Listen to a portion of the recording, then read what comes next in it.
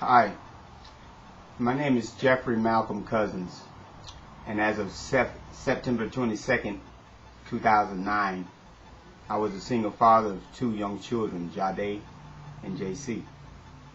Their mother came out for a visit to National City, California, and abducted the children in their school uniforms and flew them back to Florida. I did everything that I could.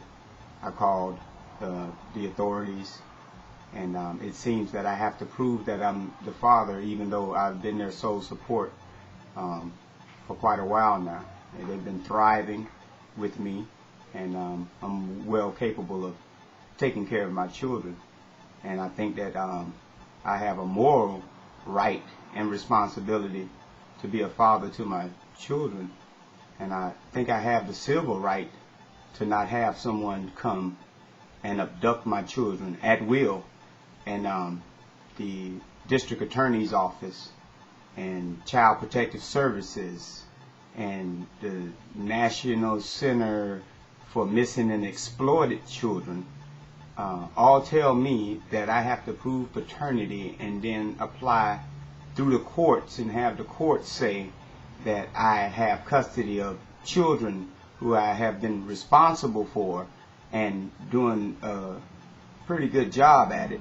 I provide their insurance benefits. I provided their, and this is without government assistance or child support.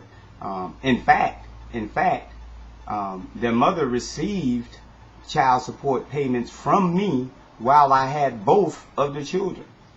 I've always taken care of my children, and there's no reason why anyone, for any reason, except maybe dangerous reasons.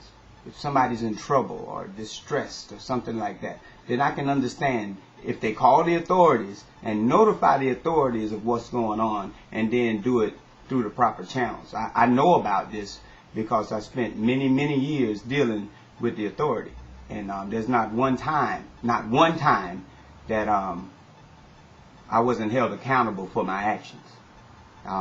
What they told me was that every time I'm going to be held accountable for my actions. And that's what I taught my children. That everything that you do got a reaction. That if you hurt somebody, you're going to have problems because it's going to come back to you. And if that's the case, then I'll accept that. However, that don't give nobody the right to abduct my children while I'm at school, while they're visiting in my home. And then, you know what's really sickening about it? The authorities are not doing anything about it because she's their mother. She hasn't supported her children in over 3 years. No provisions has come from her in over 3 years. In fact, she received a check last year out of my taxes for bike child support.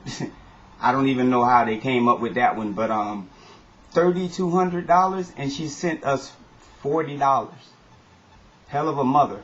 No Christmas, no birthdays, no New Year's, no nothing. And every other month I get this phone call saying that she lost everything and somebody else caused it.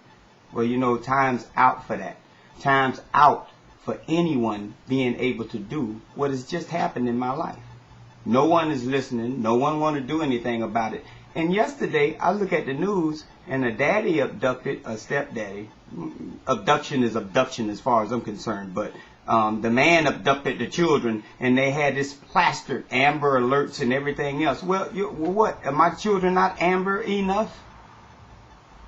They were abducted premeditatedly. Had to be premeditated because the woman's suitcase and her clothing are still in my home.